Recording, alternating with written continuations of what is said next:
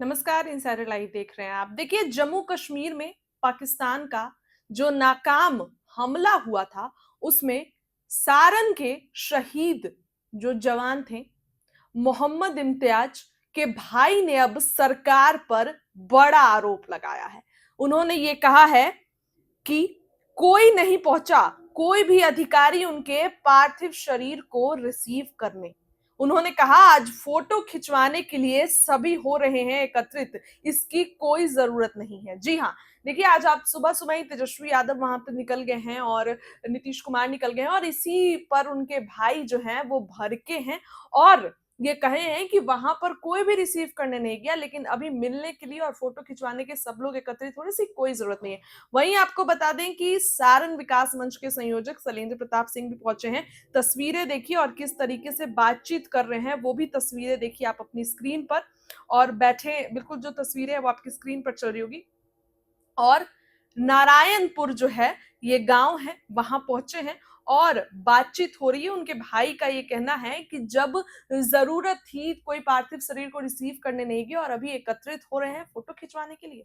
क्या कुछ कह रहे हैं उनके भाई, चल के सुन। क्या हुआ था, कैसे ये घटना हुआ था? घटना तो वहाँ हो चुका था, लेकिन जब मैं 7:30 बजे पटना उतरा, 7:30 बजे मैं अपने भतीजा से बात किया।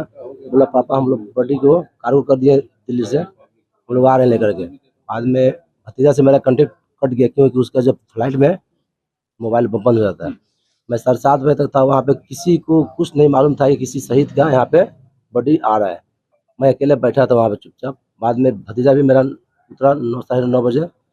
मैं था और मेरे एक दोस्त थे, हम लोग भतीजा को रिसीव किए, अपना पूरा सामान लेकर के निकले। लेकिन अदरवाइज बिहार गवर्नमेंट का वहाँ पे कोई आदमी नहीं था कि किसी का बॉडी आ रहा है, किसी का पार्थिव शरीर आ रहा है, कोई नहीं था वहाँ पे। सबको पूछना चाहिए क्या कि सेना के जवान का एक शहादत हुआ है, उनका सेना के बॉडी जवान के लिए पूरे हिंदुस्तान के पूरे वर्ल्ड में मालूम है।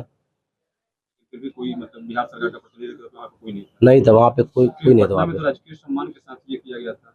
तो जो कार्गो का जो है ना वहाँ जो कि समाधि होता है वहाँ पे सलामी, वहाँ पे जो हमारे BSF के उनका जो यूनिट है वो लोग का हजारीबाग से गाड़ी आया था। तो बाहर के आदमी है, वो लोग आया अपना कार्गो में गाड़ी खड़ा कर दिया, अपने जाके बड्डी जाके वहाँ से लिया। जो हमारे साथ में थे एक आदमी BSF जो आए थे भैया साथ में, वो अपने पेपर लेकर गए, बड्डी लेकर गए। वहाँ पे हम जब गए, हम जब लोग सलामी के पास, वहाँ तेजस्वी जी थे और भी नेता लोग थे, लेकिन मैं पहचाना नहीं कौन थे। लेकिन तेजस्वी जो मैं पहचाना, तो मैं उनसे बात भी किया, तो बोले हम लोग कल आएंगे आपके पास में, अभी हम लोग थोड़ा यहाँ थी में। एक वीडियो वायरल हो रहा है सोशल मीडिया पे, जिसमें यह दावा किया जा रहा है कि आप ट्रॉली को लेके अकेले आगे बढ़ते आ रहे हैं, एयरपोर्ट से बाहर निकलते हुए आपके साथ वहाँ पे कोई नहीं है। क्या कहिएगा इस पे? ट्रोली पे क्या कहना, उसमें जो भी सामान था मेरे भैया का था, और जो भी अगल बगल में थे, एक मेरे दामाद थे और भैया का लड़का था जो भैया को बॉडी लाने गया था, और मैं था और मेरा एक दोस्त थे, और एक आदमी और भी था, अपना ही आदमी पटना का दोस्त।